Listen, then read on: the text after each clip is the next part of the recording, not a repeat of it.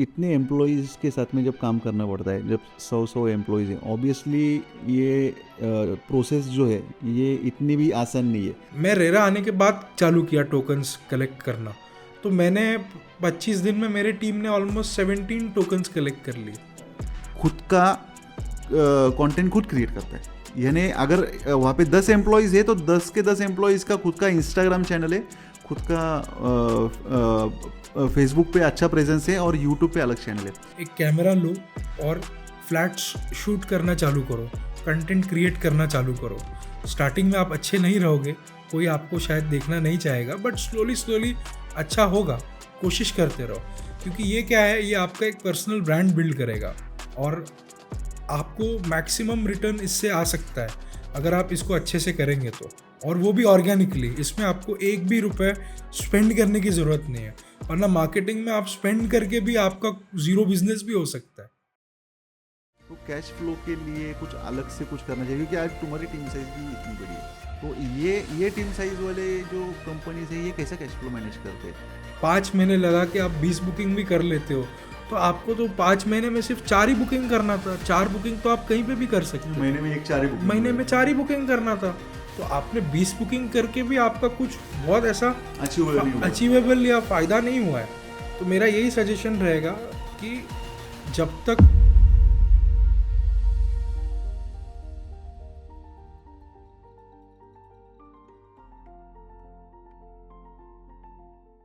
Welcome Rigveda. Actually आज जो ये पॉडकास्ट है ये कुछ अलग होने वाला है, क्योंकि नए जो चीज़ें सोशल मीडिया से रिलेटेड जो रियल्टर्स यूज़ करते हैं और जिसके लिए हम भी बहुत फैसिनेटेड है कि ये जानने के लिए कि ये क्या है, कैसा है, क्योंकि सोशल मीडिया का ऑर्गेनिकली इस्तेमाल करने वाले बहुत कम लोग हैं।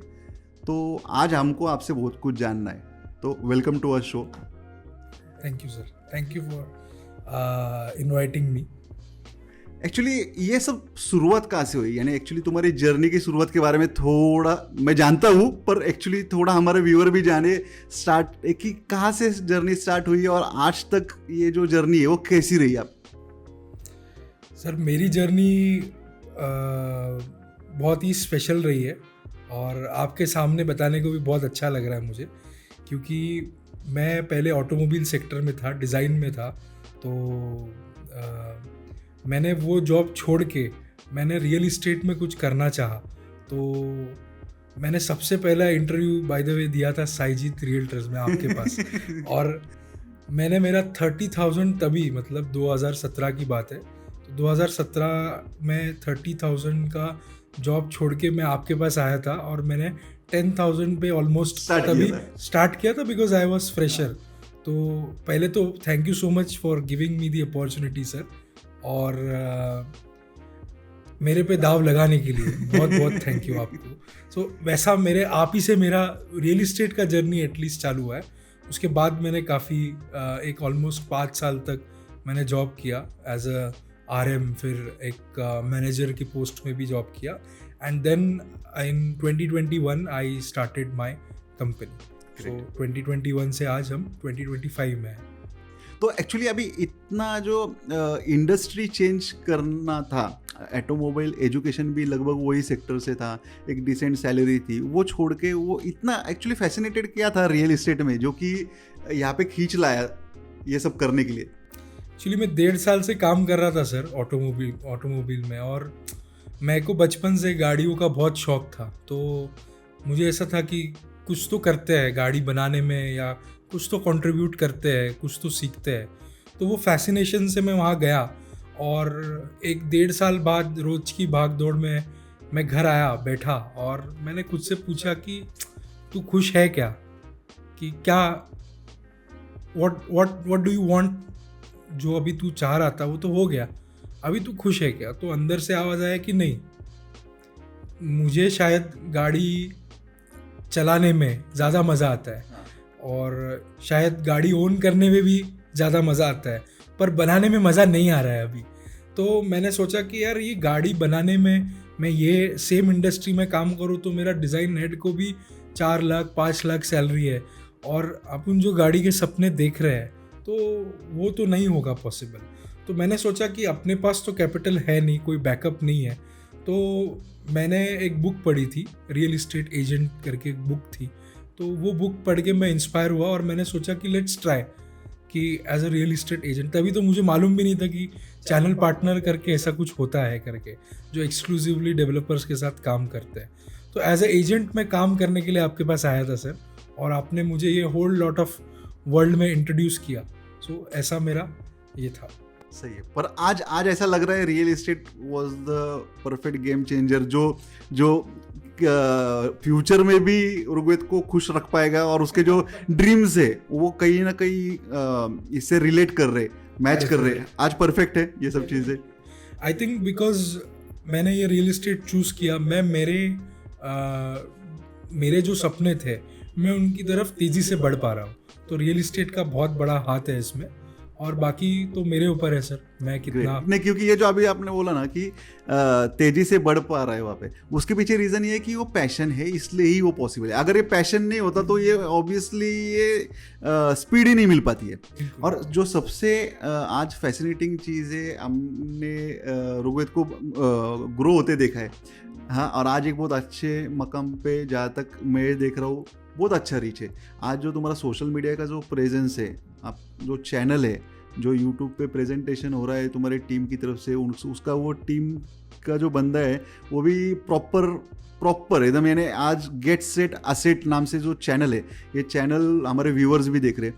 तो ये चैनल के पीछे जो बंदा बात कर रहा है, वो बंदे का जो पूरा कंसेप्ट है, उसके पीछे की पूरी स्क्रिप्ट है, ये तुम्हारी लिखी गई है, मुझे पता है। और वो भी इतनी परफेक्ट है ना कि वो सामने वाले को यानी कन्विंस करती है कि प्रोडक्ट भी कन्विंसिंग है और उसका प्रेजेंटेशन भी कन्विंसिंग है, क्योंकि उसके पीछे की स्क्रिप्ट कन्विंसिंग है।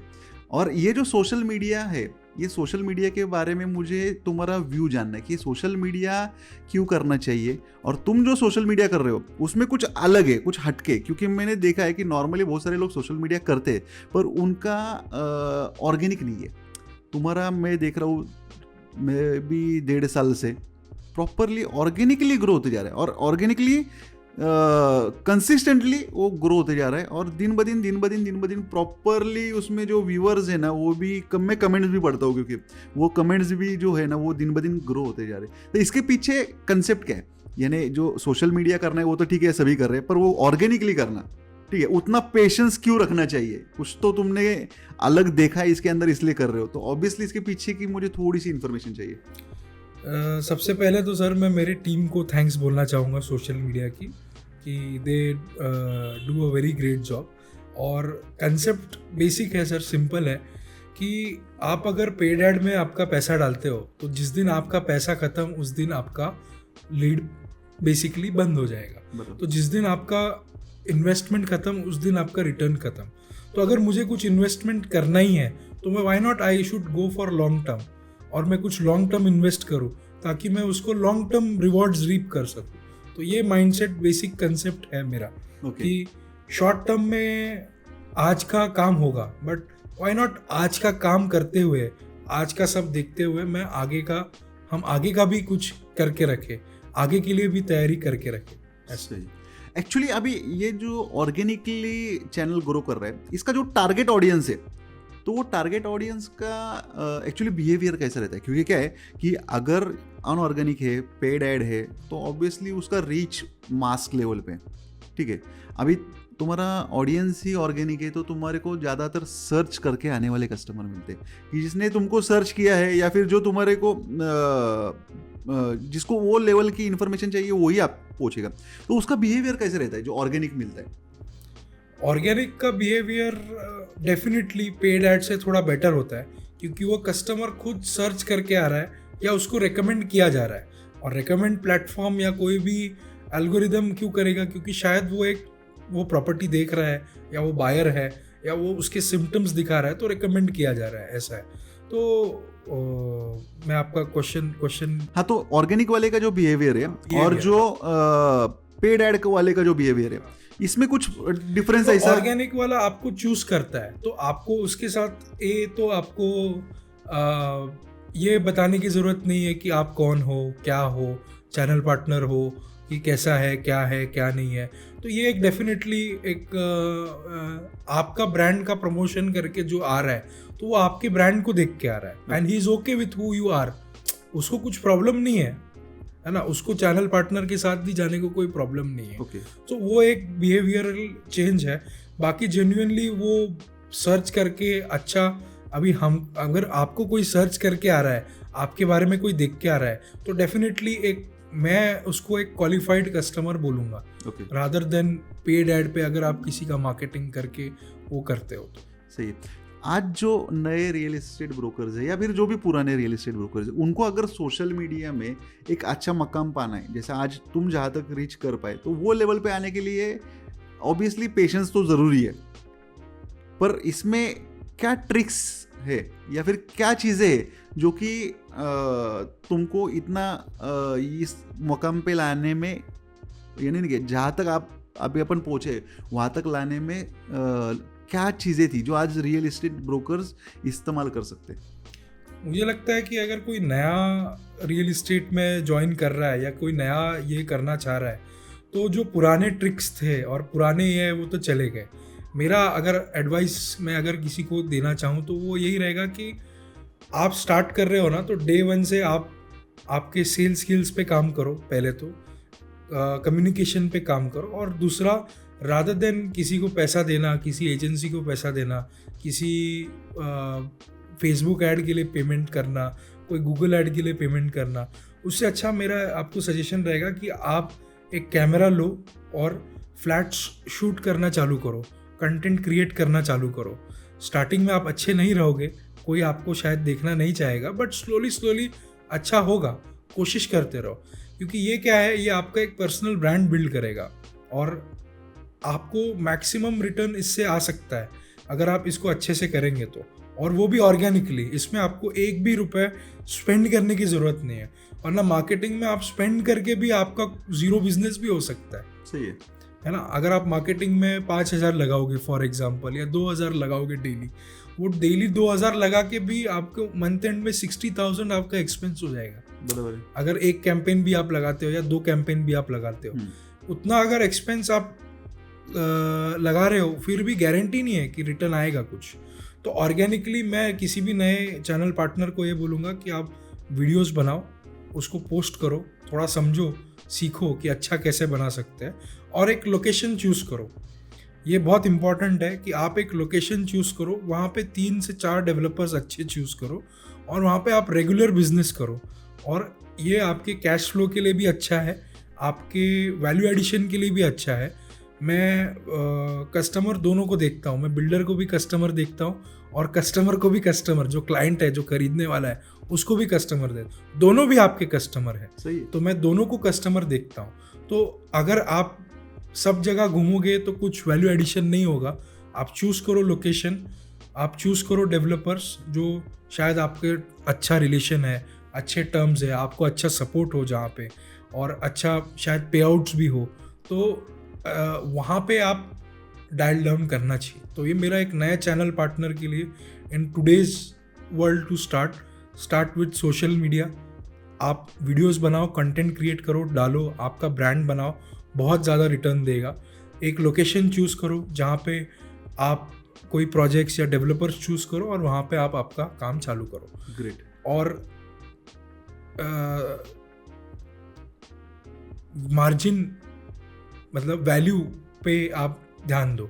सही है। आज जो सोशल मीडिया में मैं जो रेवोल्यूशन देख रहा हूँ कि यूएस के जितने कंटेंट क्रिएट कर रहे लोग, तो जैसा अभी यहाँ पे एक नॉर्मली देखेंगे किसी भी ऑर्गेनाइजेशन में अगर 10-15 लोग काम कर रहे हैं, तो उनका एक रेगुलर क्या रहता है कि उनको लीड जनरेट होती है, टेलीकॉलिंग से लीड को कॉलिंग होती है, और वो साइट विजिट वगैरह करा के क्लोजर वगैरह करते हैं। पर आज यूएस में जो पैटर्न है, वहाँ पे हर एक एम्प्लॉई खुद का कंटेंट खुद क्रिएट करता है।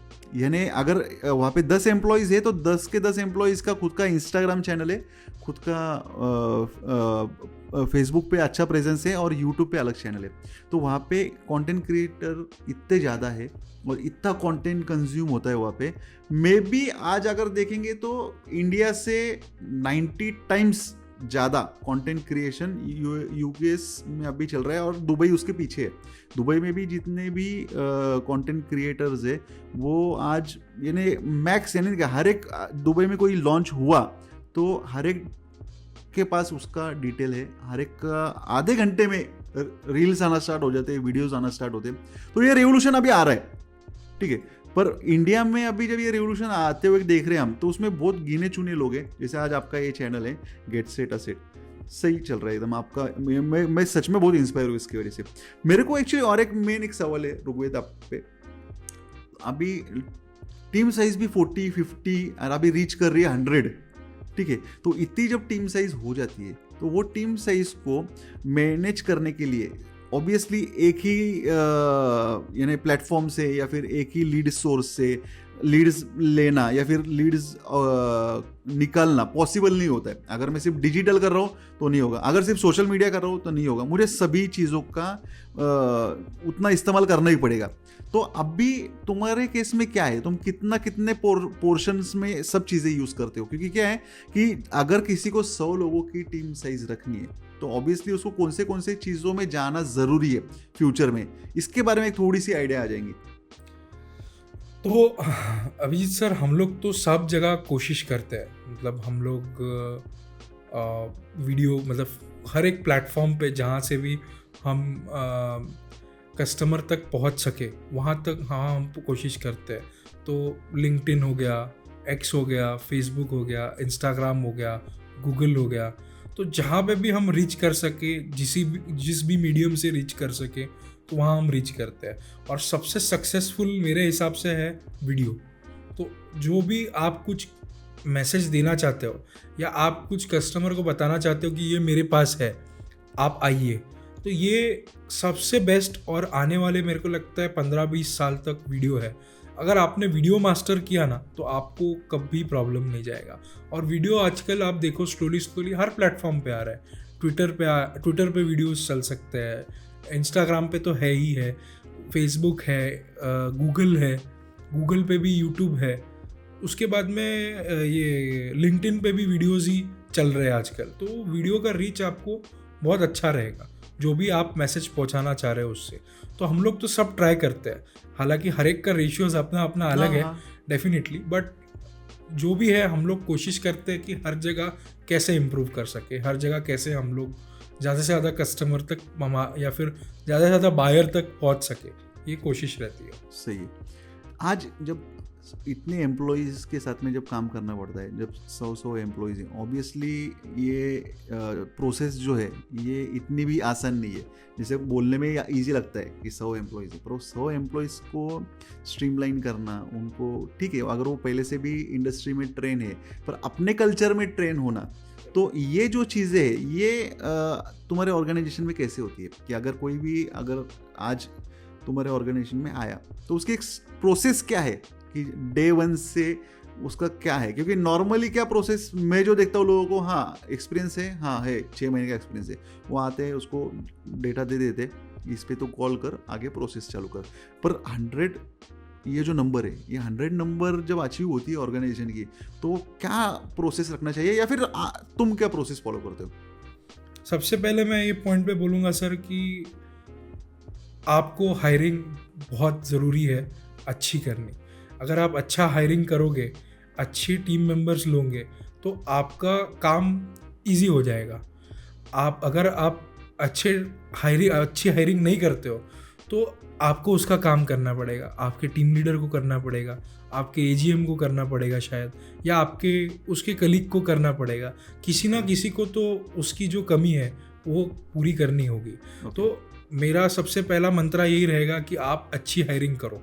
भले ही 1 महीने में 10 लोग आपको बढ़ाने हैं तो आप 5 ही बढ़ाओ, पर अच्छा बढ़ाओ, तो वो एफिशिएंसी रहेगी। तो एक्चुअली अच्छे लोग अब कैसा पता चलेगा? एचआर प्रोसेस में अच्छे लोगों को कैसे डिफाइन किया जा सकता है, या फिर अच्छे लोगों को चुनने के कुछ पैरामीटर्स जो है जो डे टू डे में तुम्हारे यहाँ पे यूज होती है, ऐसे कुछ? तो हमारे यहाँ पे 4 पैरामीटर्स है जो हम डेफिनेटली, अगर मैं एक सेल्स पोजीशन के लिए देखूँ, जो कि सबसे ज़्यादा हमें रिक्वायरमेंट होती है, तो सेल्स के लिए हम लोग देखते हैं कि ये बंदा कितना कोचेबल है। अगर मैं इसको बताऊं कि a plus B equals to a plus B plus C equals to ABC, तो ये उसको कितनी बार में समझ में आ रहा है। तो ये कोचेबिलिटी है कि अगर मैं कुछ बताऊं तो उसको वो कितना जल्दी ग्रास्प कर पा रहा है और कितना जल्दी इम्प्लीमेंट भी कर पा रहा है। अगर मैं सिर्फ बता रहा हूँ हाँ sir a plus B plus C equals to ABC, अब लिख के बताओ, तो लिख के बताओ मतलब इम्प्लीमेंट करके बताओ। तो सेकेंड पैरामीटर है कि उसका इम्प्लीमेंटेशन कितना अच्छा है, कि वो कितना फास्ट इम्प्लीमेंट भी कर पा रहा है। अक्सर लोग समझ तो लेते हैं, समझ जाता है लोगों को, पर इम्प्लीमेंट नहीं कर पाते। तो कोचेबिलिटी, इम्प्लीमेंटेशन, इंटेलिजेंस, वो कितना स्मार्ट है। इंटेलिजेंस और मतलब स्पॉन्टेनिटी, तो सेल्स में स्पॉन्टेनिटी बहुत इंपॉर्टेंट है। तो कितना स्मार्ट है। तो हमारे ऑफिस में फॉर एग्जांपल कोई आता है तो मैं उनको हम छोड़ देते हैं, हम उनको गिनते हैं कि ये कितनी देर में वॉशरूम ढूंढ पाएगा। तो वो उसका स्पॉन्टेनिटी समझ में आता है, उसका प्रेजेंस ऑफ माइंड करंट में कितना है वो समझ में आता है। कोई 5 सेकंड में ढूंढ लेता है, किसी को 5 मिनट भी लगते हैं सर वॉशरूम ढूंढने के लिए ऑफिस में। तो ये हमारा एक एक्सरसाइज है, शायद हम करवाते हैं जानबूझ के कि you need to find washroom और लिखा हुआ नहीं है क्लियर वर्ड्स में। तो ये एक जस्ट टू सी कि वो कितना स्पॉन्टेनियस है। तो ये उसका ये, और सबसे इम्पोर्टेंट है क्यूरियोसिटी। अगर कोई भी बंदा आपके पास आता है फ्रेशर, तो उसमें क्यूरियोसिटी होनी चाहिए। अगर नया बंदा है तो उसमें तो डेफिनेटली, फ्रेशर बंदा है उसमें क्यूरियोसिटी होनी चाहिए। तो वो ये कुछ पैरामीटर्स हैं हम देखते हैं। और बाकी फिर जो नॉलेज हो गया, मार्केट नॉलेज हो गया, और ये सब तो एक हफ्ते, अगर ये सब उसके पास रहेगा तो हफ्ते भर में वो नॉलेज सीख लेगा, 1 महीने में सारी स्किल्स डेवलप कर लेगा, बेसिक सारी स्किल्स डेवलप कर लेगा।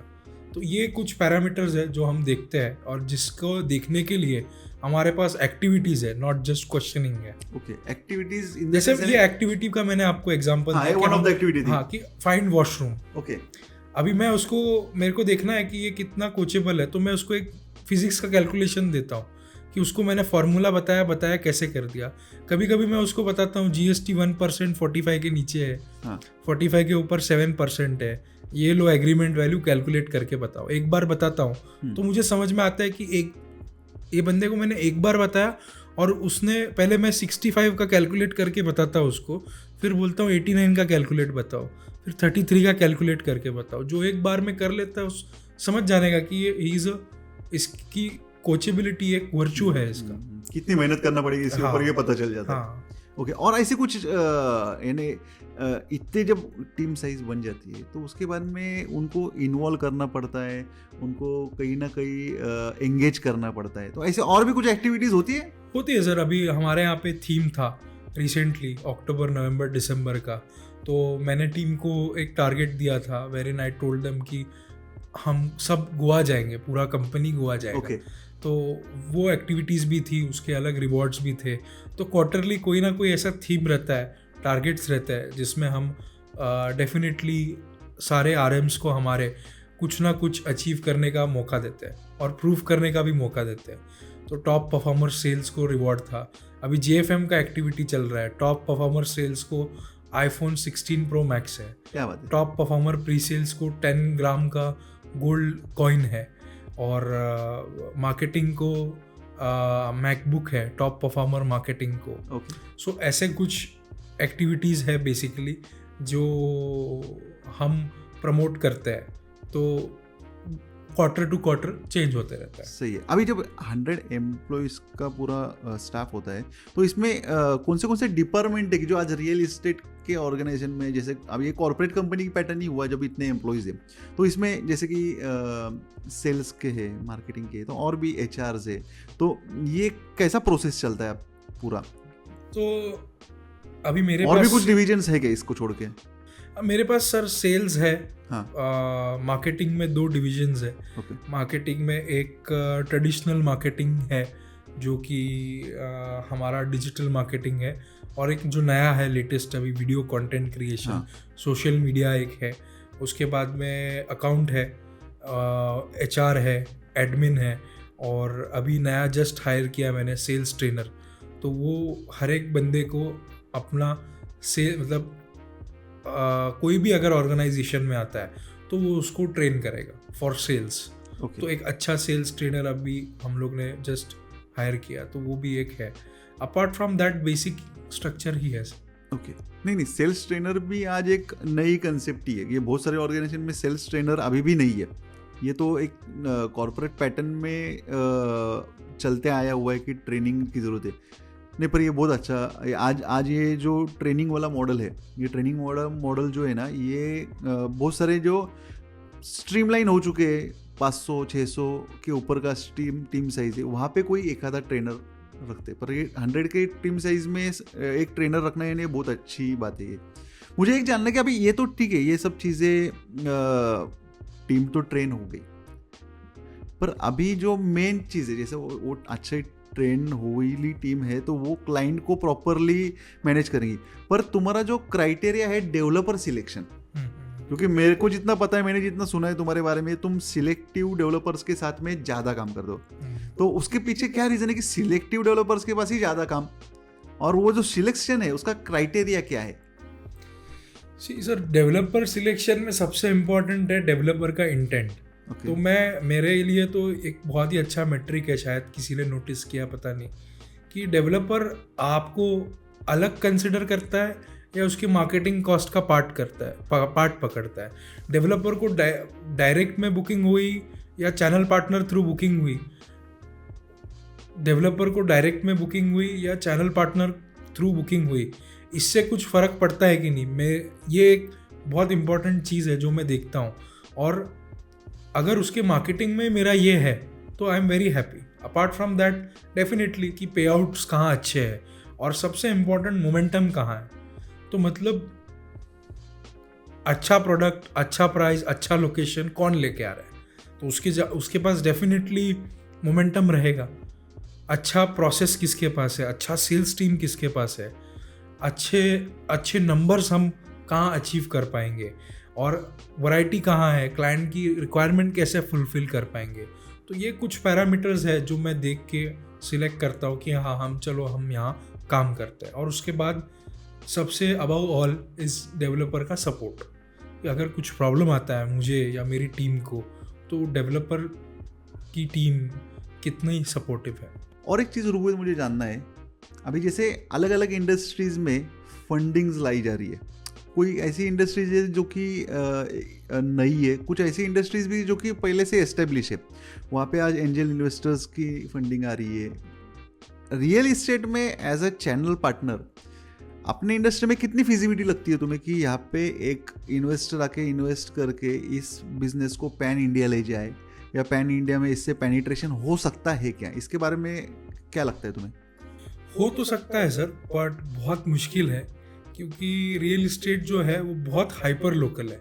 और अगर आपने जैसे पैन इंडिया आपको जाना है तो आप एक अच्छा मॉडल तैयार करते हो, फिर उसको सब पैन इंडिया लेके जाते हो।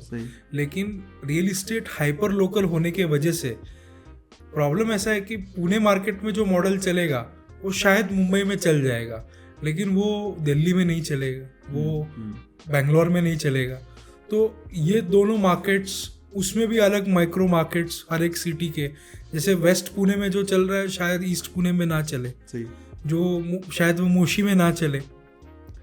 तो हाइपर लोकल एक बहुत बड़ा चैलेंज है। Hyper local real estate hyper local होने की वजह से एक बहुत बड़ा चैलेंज है कि वो पैन इंडिया स्केल पे बहुत कम लोग एक्चुअली कर पाए हैं, तो सक्सेसफुली कर पाए। लोगों ने कोशिश तो की है, पर सक्सेसफुली बहुत कम लोग कर पाए।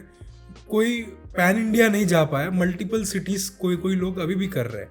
मतलब कोई दिल्ली मुंबई कर रहा है, कोई मुंबई पुणे कर रहा है, कोई दिल्ली बैंगलोर कर रहा है, कोई बैंगलोर मुंबई कर रहा है, ऐसा। तो मल्टीपल सिटीज़ में जाना थोड़ा पेनिट्रेशन मुश्किल है।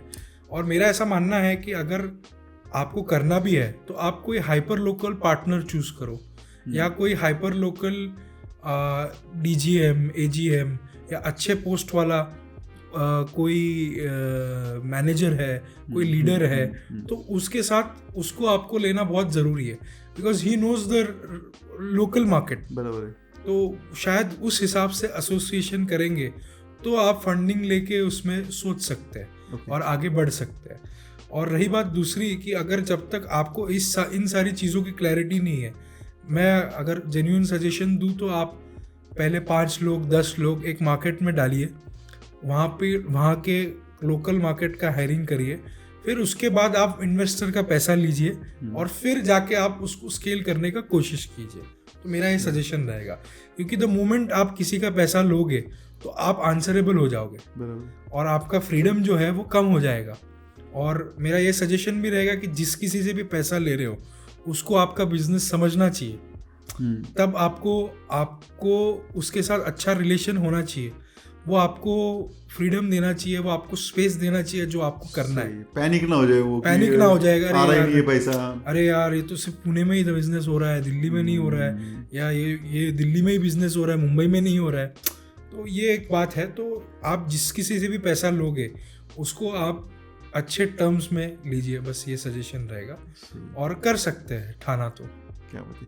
और एक चीज़ ऐसी है सेम इसके आसपास में कि डेवलपर के केस में, आज पूना की बात करते तो पूना में बाहर से बहुत सारे डेवलपर्स आज जो एस्टेब्लिश है, जो एक प्रॉपरली जिनका कॉर्पोरेट एनवायरनमेंट है, जो बहुत सारे लोकेशंस में काम कर रहे हैं, बहुत सारे जो अब इधर आ चुके हैं, जैसे सम गोदरेज है, लोधा है, बहुत सारे नाम है जहाँ पे आज वो मार्केट में ये 4-5 साल में देखेंगे बहुत ज़्यादा प्रोजेक्ट्स लॉन्च कर रहे हैं। और यही एक और चीज़ की जो लोकल है यहाँ के, जो पहले से यहाँ पे ही ब्रॉटअप हुए हैं, जो कि यहाँ पे ही एस्टेब्लिश हुए और यहाँ पे ही उन्होंने नाम बनाया है, जो ऐसे लोग हैं। तो फ्यूचर क्या लग रहा है आते हुए 10 साल में इन जो बाहर से आने वाले डेवलपर्स है उनको कितना प्रेफर करेगी ये यहाँ की जो लोकल जो कस्टमर्स है, लोकल नहीं बोल सकते पर यहाँ का जो कस्टमर है जो आज पूना में परचेस कर रहा है। अब तुम्हारे ऑफिस से इतने कॉल्स होते हैं रेगुलरली, इतने क्लाइंट्स को तुम्हारा अप्रोच किया जाता है, आप तो क्या लग रहा है कि फ्यूचर में किसको प्रेफरेंस ज़्यादा मिलेगा, जो बाहर से आने वाले डेवलपर को मिलेगा या फिर लोकल डेवलपर को मिलेगा? अभी कैसा है सर, बाहर से डेवलपर्स है, लोकल डेवलपर्स है, दोनों का अपना अपना एडवांटेज है। जो बाहर के डेवलपर्स है वो कॉर्पोरेट स्ट्रक्चर में जो है बेसिकली, तो वो ज़्यादा फ्लेक्सिबल नहीं है। तो जो कस्टमर्स को फ्लेक्सिबिलिटी चाहिए, शायद पेमेंट टर्म्स में हो, शायद कस्टमाइजेशन चाहिए, जो भी फ्लेक्सिबिलिटी है वो लोकल डेवलपर्स दे सकते हैं। और लोकल डेवलपर्स का ऑलरेडी इस्टेब्लिश्ड एविडेंस है पुणे में। जो लोकल डेवलपर्स है पुणे के, जो लोकल डेवलपर्स है, लोकल मतलब लोकल नहीं, लोकल मतलब इस्टेब्लिश्ड डेवलपर जो पुणे बेस्ड है, जैसे बोल सकते हैं यहाँ पे रेडी हुए हैं। हाँ, पुणे बेस्ड डेवलपर्स का उनका एविडेंस, उनका डिलीवरी, ये सारी चीज़ें दिखती है।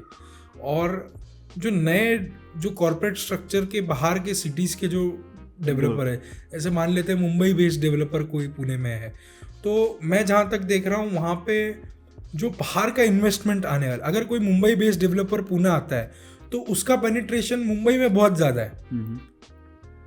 मुंबई का कस्टमर जब पुणे में आएगा तो उसको वो मुंबई का डेवलपर जो वहाँ पे 4-5 करोड़ में उसको वो डेवलपर का प्रॉपर्टी मिल रहा था, वो यहाँ पे शायद 1-1.5-2 करोड़ में मिल जाए। तो उसके लिए वो रहेगा, अरे यार मैं तो ये ब्रांड के इसमें पुणे में लिया हूँ। तो उस हिसाब से अगर देखेंगे तो जो ये बाहर के पर्टिकुलर सिटी बेस्ड डेवलपर्स आ रहे हैं, वो वहाँ के कस्टमर्स का जो बाहर का इन्वेस्टमेंट था पुणे में, उसको काफ़ी हद तक कैपिटलाइज कर सकते हैं। जो आज लोकल डेवलपर्स के पास भी जो इन्वेस्टमेंट आ रहा था उसमें थोड़ा सा प्रोपोर्शन या रेशियो कम हो सकता है। ओके, वो एक मेरा ये रहेगा। एक जो चीज़ अभी ज़्यादा चलन में है, जैसे कि वो तुम्हारी स्पेशलिटी भी है, टोकन्स। आज ये जो टोकन सिस्टम्स चल रही है, न्यू लॉन्चेस चल रहे हैं, तो इसके बारे में थोड़ा सा एक स्टडी की, जो नॉर्मली टोकन्स में काम नहीं करते। आज भी बहुत सारे चैनल पार्टनर्स टोकन्स में काम नहीं कर पा रहे। क्यों नहीं कर पा रहे? क्योंकि उनको उसकी जो छोटी छोटी चीज़ें हैं वो अभी तक वो पकड़ नहीं पाए प्रॉपरली।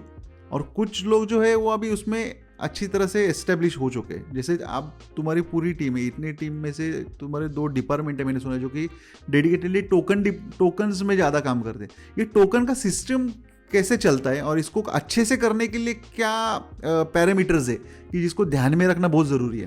पहले तो मैं बोलूँगा सबसे पहला प्रोजेक्ट सिलेक्शन बहुत इंपॉर्टेंट है। कि आप कोई भी लॉन्च कर रहे हो तो आपको क्लैरिटी होनी चाहिए कि मैं ये क्यों कर रहा हूँ, इसमें मेरे को क्या करना पड़ेगा, क्या मिलेगा क्या नहीं मिलेगा।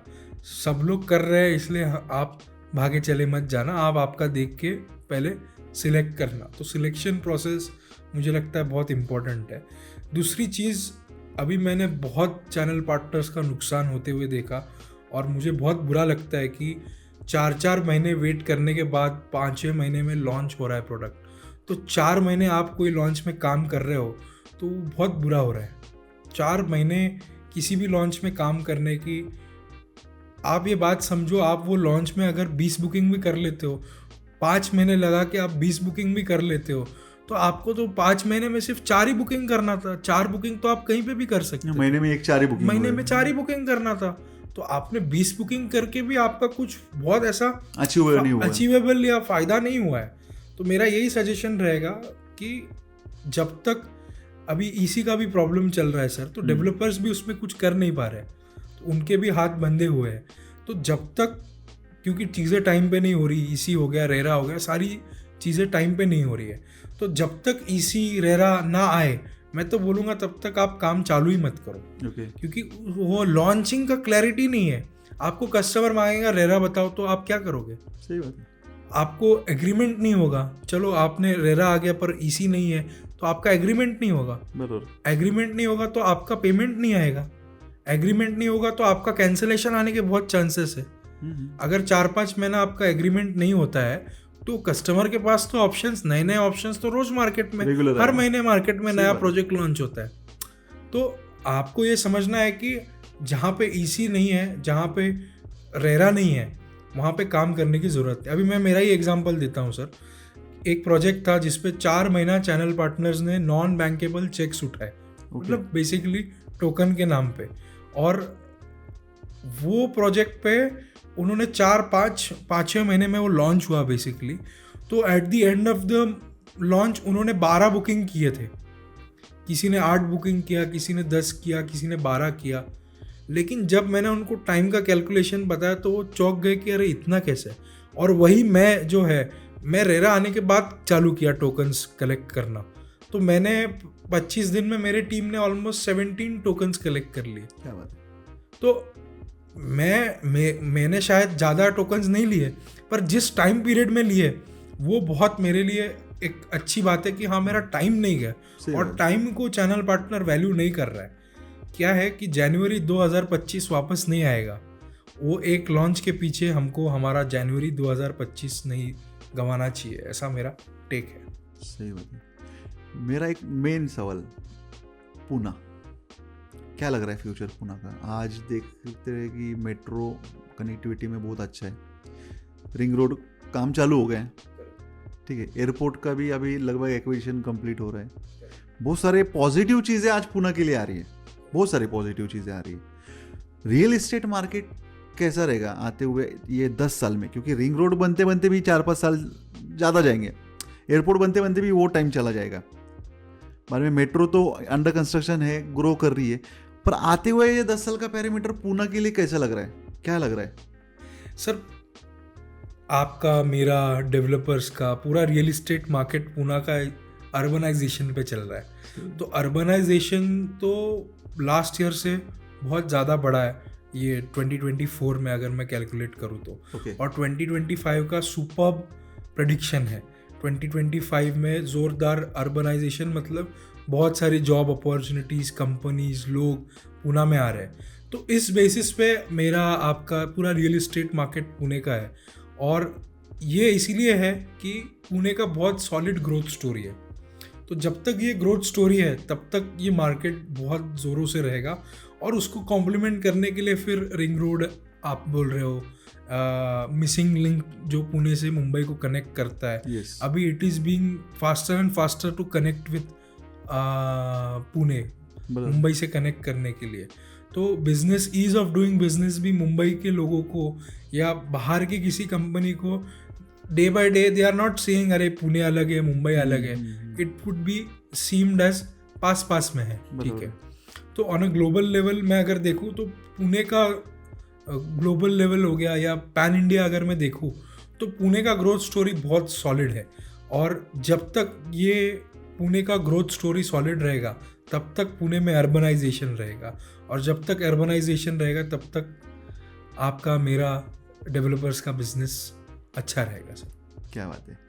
आज जो ये मिसिंग लिंक वाला जो है उसके बाद में नैना सिटी भी डेवलप हो रही है, तो आते हुए दिनों में लोग इसको इतने ने जहाँ तक डिस्कशन मैं सुन रहा हूँ कि जैसे ही मुंबई, नवी मुंबई, बाद में अभी नैना सिटी, फिर उसके बाद में हम भी अभी उड़से तक पहुँच गए, बीच में कुछ ही लगभग अभी लिंक, मिसिंग लिंक के बारे में 50 to 60 किलोमीटर का ही डिस्टेंस बचेगा, तो फिर इतना छोटा पॉइंट है, तो लगभग बाद में अभी नया पोर्ट आ रहा है, वो पोर्ट की वजह से भी नई नई चीज़ें आने वाली, तो मुझे भी ऐसा लग रहा है कि कुछ दिनों के अंदर में ये पूरा मर्ज के सिचुएशन में आ जाएंगे ना।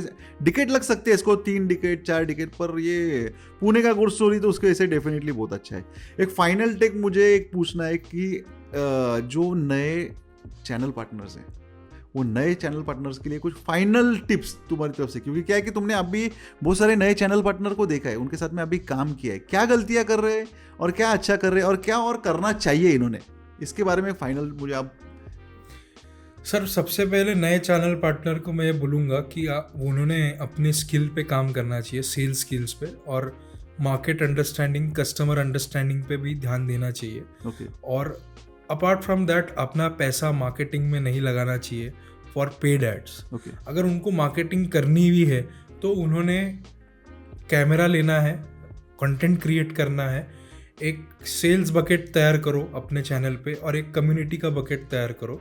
सेल्स बकेट मतलब आप फ्लैट दिखाओ कस्टमर को और उनको साइट पे बुलाओ और ये करो। कम्युनिटी बकेट मतलब आप बताओ कि पुनावले में क्यों खरीदना चाहिए, या आप बताओ कि फ्लैट खरीदने में कितना डाउन पेमेंट लगता है, लोन प्रोसेस कैसा होता है, ये बेसिक डिटेल कस्टमर को जो पता नहीं है उसको अवेयरनेस आप दोनों बकेट में आपका वीडियोस बनाओ। और एक लोकेशन पकड़ो, वो लोकेशन पे 3 से 4 डेवलपर आप पकड़ो, उनको छोड़ना ही नहीं, साल भर आप ये करो, उसके बाद आप आँख खोलना तो आपका कैश फ्लो सेट रहेगा। सही। सो ये मेरा एडवाइस रहेगा। फाइनल कैश फ्लो के बारे में बोलने के बाद में एक और फाइनल सवाल कि कैश फ्लो मैनेजमेंट में आज क्या एग्जैक्टली कैसा मैनेज करना चाहिए कैश फ्लो मैनेजमेंट, क्योंकि क्या है कि डेवलपर की भी कमिटमेंट आज वैसी नहीं है पहले जैसे कि 45 डेज बोलते तो 45 डेज में होता नहीं है, तो कैश फ्लो के लिए कुछ अलग से कुछ करना चाहिए, क्योंकि आज तुम्हारी टीम साइज भी इतनी बड़ी है, तो ये टीम साइज वाले जो कंपनीज है ये कैसा कैश फ्लो मैनेज करते हैं? सर कैश फ्लो का कैसा है कि cash in hand is king, मतलब आपके कैपिटल, आपके पास अभी जो कैपिटल है आपको उसमें ध्यान देना चाहिए। मैं तो बोलता हूँ आपको प्रॉफिट भी साइड में रखना चाहिए, क्योंकि अपना जो साइकिल है वो 6 महीने का है मोटा मोटी। कोई जल्दी देता है 3 महीने में, कोई 9 महीने लगाता है, कोई 4, कोई 6, ऐसा। तो कैश फ्लो साइकिल इतना बड़ा है, मतलब आज मैं करूँगा तो 6 महीने बाद आएगा। तो मुझे लगता है कि कैपिटल इन हैंड, इस पे आपका बहुत ध्यान देना चाहिए। और कितना मेरे को, अगर मैं आज मैं अकेला हूँ, आज मैंने 2 लाख का बिजनेस किया, तो 6 महीने बाद मैं कितने लोग रखने चाहिए, क्योंकि 2 लाख के एक्सपेंस तक का मुझे इनकम आने वाला है, तो मैं उतना ये करना चाहिए। लेट से 2 लाख के एक्सपेंस मैं झेल सकता हूँ 6 महीने बाद, तो मुझे 4 लोग हायर करने चाहिए, तो आप 4 ही लोग हायर करो। ओके, है ना। उसके बाद 6 महीने बाद अगर आपको लगता है कि हाँ मैंने आज 10 लाख का बिजनेस किया है, तो आपको लगता है मैंने 15 लोग हायर करने चाहिए, तो तब जाके आप 15 लोग हायर करो। क्या बात। बट बेसिक इन्वेस्टमेंट में यही बोलूँगा, आप कैमरा एक फ़ोन से भी शूट कर सकते, कोई दिक्कत नहीं है। हाँ, इनिशियल डेज में क्या होता है ना कि लोग ज़्यादातर पैसा खर्चा करके बैठ जाते हैं और उसके बारे में बोलते हैं कि बिजनेस ही होगा नहीं। तो इनिशियली ये दिनों में तो जो नए लोग हैं तो उनको तो ऑब्वियसली मैं भी यही सजेस्ट करूँगा कि खुद से स्टार्ट करो, उसमें थोड़ा नॉलेज भी मिल जाएगा। हाँ, जैसे जैसे ग्रो करोगे पैसा आना स्टार्ट होगा, ऑब्वियसली पैसा जब आ रहा है सामने से तो ये सब चीज़ें बनती है। फिर क्वालिटी पे जाओ, क्वालिटी तो चाहिए नो डाउट, पर पहले दिन से ही क्वालिटी के पीछे भागने की जरूरत नहीं है। डे 1 उससे ही स्टार्ट करो, उसमें से कुछ रेवेन्यू ट्रायल एंड एरर करोगे, बनाते जाओगे वीडियो के तो समझेगा गलत क्या हो रहा है। सही है। किसी को पूछोगे तो कोई बताएगा, तो आराम से होगा। और एक स्किल आपको इसमें होना चाहिए कि आप एडिटिंग अच्छा करना सीख जाओ। अगर आपने एडिटिंग अच्छा कर लिया तो ओवरऑल आपका वीडियो अच्छा दिखेगा। सही बात है। आप कैसे भी अगर डिसेंट भी शूट कर लेते हो लेकिन एडिटिंग अच्छा कर लेते हो तो वीडियो अच्छा हो जाता है। सही बात है। तो वो एक स्किल मुझे लगता है कि आपने खुद ने सीखनी चाहिए एडिटिंग की। बस यही चीज़ है, आपको वीडियो बनाना है, एडिटिंग करना है और हो गया, बेसिक सिंपल है। और नए चैनल पार्टनर्स को मैं इतना ही बोलूँगा कि कंसिस्टेंट रहो, एक दिन में नहीं होता है, थोड़ा कंसिस्टेंट रहो इस पे, सोशल मीडिया पे। क्या बात है। आज बहुत सारे अलग अलग वर्टिकल में से तुम्हारे लाइफ को देखा, स्टार्ट हुई थी ऑटोमोबाइल से, फिर रियल एस्टेट में भी अलग अलग जो मॉड्यूल्स किए, सोशल मीडिया, फिर बाद में अभी ये टोकनाइजेशन और ये सब चीज़ें, बहुत सारी चीज़ें देखने मिली, करने मिली, ये एक अपॉर्चुनिटी मिली लाइफ में। ये सच में बहुत बड़ी बात है, क्योंकि क्या है कि लोग है ना एक ही जोन में चलते। अगर किसी ने, मैंने रियल एस्टेट में बहुत लोग देखे ऐसे, जहाँ से स्टार्ट किया था वो वही जोन में 10 साल हो गए, रेंटल कर रहे हैं, रेंटल ही कर रहे हैं, रीसेल कर रहे हैं, रीसेल ही कर रहे हैं। लाइफ में कुछ अलग करना, नया करना, ये जो एक मोटिवेशन रहता है ना लोगों को, वो चीज़ें कुछ लोगों में ही दिखाई देती। जैसे आज ये तुम्हारे इसमें पता चला कि नहीं, इधर चीज़ें अगर वर्कआउट नहीं हो रही है, पता चला कि भाई ये मेरे लिए नहीं बना है, और खुद को सवाल पूछना भी चाहिए ना। जैसे वो पहले खुद को सवाल पूछा कि भाई मैं इसके लिए बना हूँ क्या, और ये मुझे फैसिनेट कर रहा है क्या। आज बहुत सी नई चीज़ें सीखने मिली, सुनने मिली, जो कि मेरे भी पर्सनली बहुत काम किए। ये क्या होता है ना, क्या आपको पता रहता है सब चीज़ें, पर जब आप किसी को सामने देखते जो उसको इम्प्लीमेंट कर रहा है, जो उसको रेगुलर बेस पे कंसिस्टेंटली कर रहा है, और उसके रिजल्ट्स उसको पॉजिटिव मिल रहे, तो डेफिनेटली सामने हम भी मोटिवेट हो जाते। Thanks Sukhved, thanks for coming. Thank you sir, thank you so much. And अच्छा लगा मुझे भी शेयर करके, और एक अपॉर्चुनिटी आपने दी है सर, तो इतना सब कुछ है, तो मेरा बहुत दिल से आपको थैंक यू है। मुझे कभी बोलने का मौका नहीं मिला, बट आप ही के प्लेटफॉर्म में मैं आपको बहुत बहुत थैंक यू बोलता हूँ। मिलते। यस।